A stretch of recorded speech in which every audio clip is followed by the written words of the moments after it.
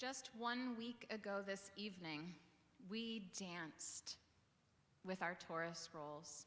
We celebrated, we unrolled the whole scroll and surrounded ourselves with the beautiful words of our tradition, our Torah, the blueprint for our world, our blueprint for living with justice in a world that is all too often in need of healing. 1 week ago, we ended our Torah reading with these words, just as we begin our Torah reading with them this week. In the beginning, God created the heavens and the earth was unformed and void. Tohu vavohu. There was a darkness over the face of the deep, and the wind, the Spirit of God, floated over the surface of the water. Yet here we are 7 days later, and it seems as if a different world, so to speak, has indeed been created. There is darkness over the face of deep sorrow. Everything feels unformed and void, and we are trying desperately to find whispers of the divine Ruach Elohim from across the vast water. How we wish that excising the darkness and creating light were as simple as speaking them into being, as God does.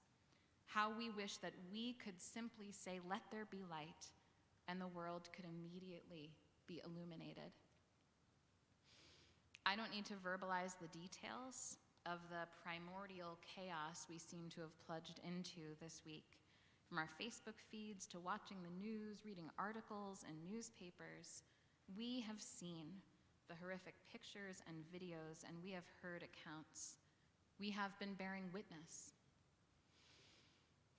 I've been reflecting this week on a teaching on this week's Torah portion that hit home for me years ago during rabbinic school, when we were doing a deep study of the creation stories of Genesis and creation myths and other traditions.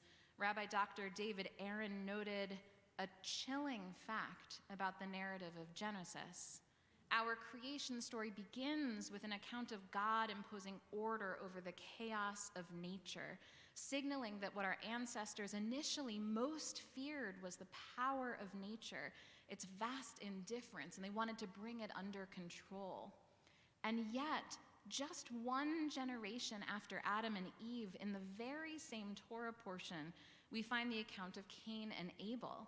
In a single generation, with a story of the first human children born of human parents, we realize that nature is no longer our biggest fear, but rather our greatest fear is humanity itself. Brother slays brother. The very first parents lose a child to violence during their own lifetime, and blood cries out from the ground. The biggest threat to humanity is humanity. This has been a week of so much pain and grief and horror and anger. We began with fear over what was happening to our dear ones in Israel, the scope of the brutality and loss of life, fear over how widespread this conflict could become and how many lives would be lost. And then as media coverage began equivocating and trying to give supposed context to bloodthirsty violence, as some people started to refer to this as part of a supposed Palestinian resistance to colonialism, our fear and our dread increased. We have been here before. While some leaders and groups condemned this violence, we watched with horror as others responded with pro-Palestinian rallies and statements of support, as if an appropriate reaction to this degree of brutality and bloodlust is to justify it as a reaction to oppression. We have been here before. Yet again, as all too often it has been in recent years, the anti-Semitism that simmers under the surface of polite society is on full display. There is so much to fear. It can be truly overwhelming. Rabbi Nachman of Bratslav taught, Kol haolam kulo gesher tsar ma'od, v'ha'ikar lo lefached klal. The way this is commonly translated is the whole world is a very narrow bridge, and the most important part is not to be afraid. But I suggest what I think would be a more accurate translation would be, the whole world is a very narrow bridge, and the most important part is not to be consumed by fear. Of course, we're afraid. We are walking on a narrow bridge over choppy waters, but we must not allow ourselves to be fully consumed by fear. Part of what's so difficult is how powerless we can feel here across an ocean. We can donate money to one of the many organizations helping victims of this pogrom and making a real difference on the ground. Some medical professionals are signing up as volunteers because they're needed in Israel. It could be that therapists are next in line via Zoom. So many of us are calling and checking in on loved ones and friends and expressing care.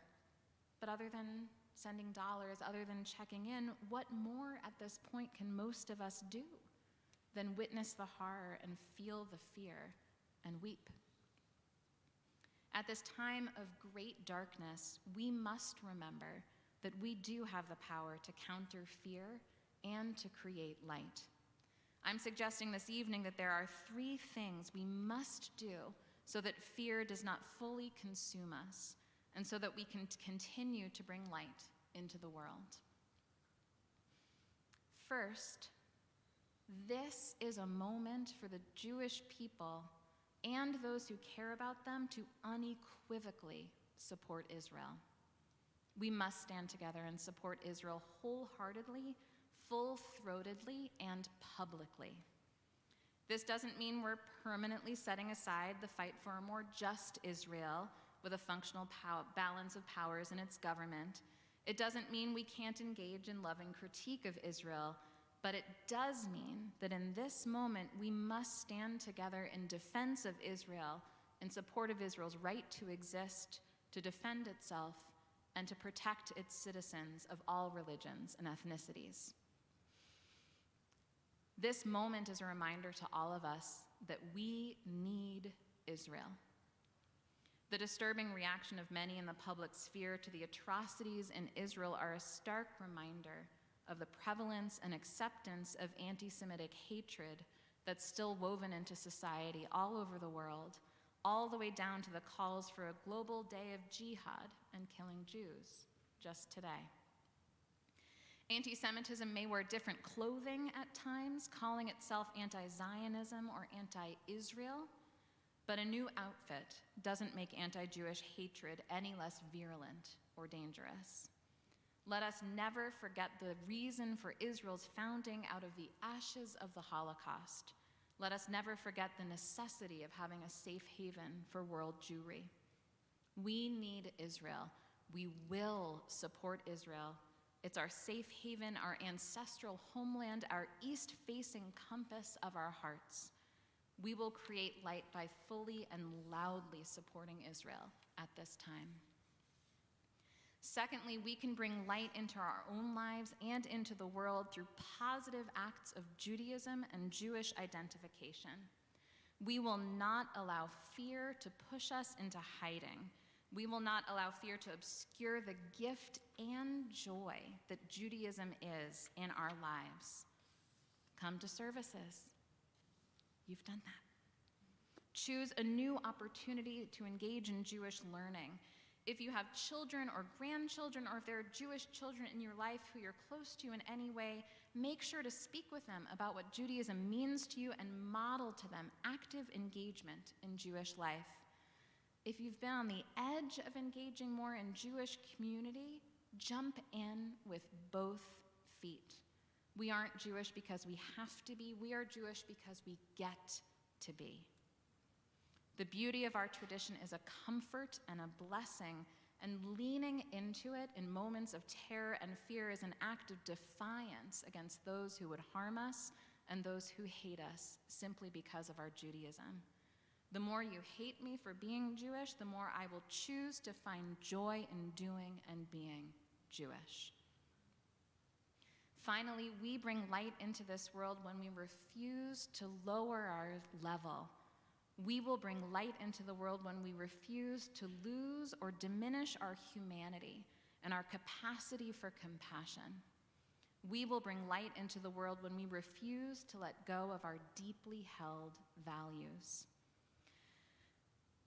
We've experienced great tragedies before. We read it each year in our Passover Seder, as Rabbi Elush noted during the rally earlier this week. Behold, dor vador, in each generation they arise against us to destroy us, and the Holy One, blessed be God, saves us from their hands. Our heritage is one of perseverance through hatred, anti-Semitism, pogroms. These have punctuated practically every period of our history. Yet through it all, we have never lost sight of who we are or what our mission is in this world. We are called upon to embody our deepest values, bringing justice and goodness and light and healing into the world. We are called upon to walk with God no matter the evil we encounter in the world. We're called upon to be human when no one around us is displaying their humanity. B'makom she'ein anashim hishtadel lihiyot ish.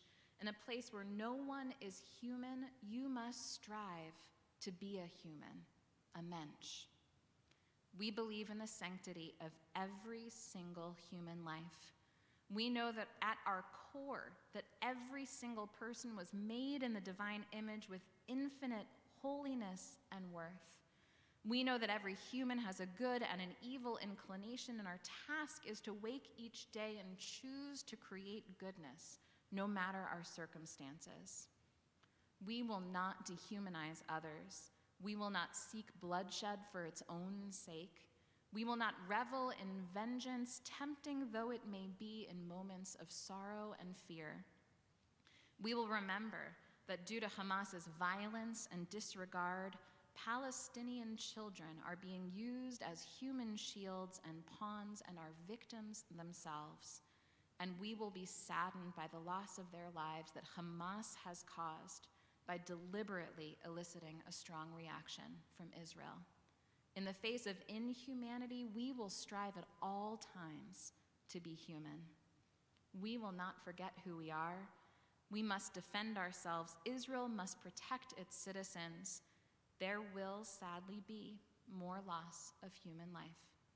But we will not allow Hamas to rob us of any part of our humanity or our ability to mourn loss of human life. Our fear will not consume us.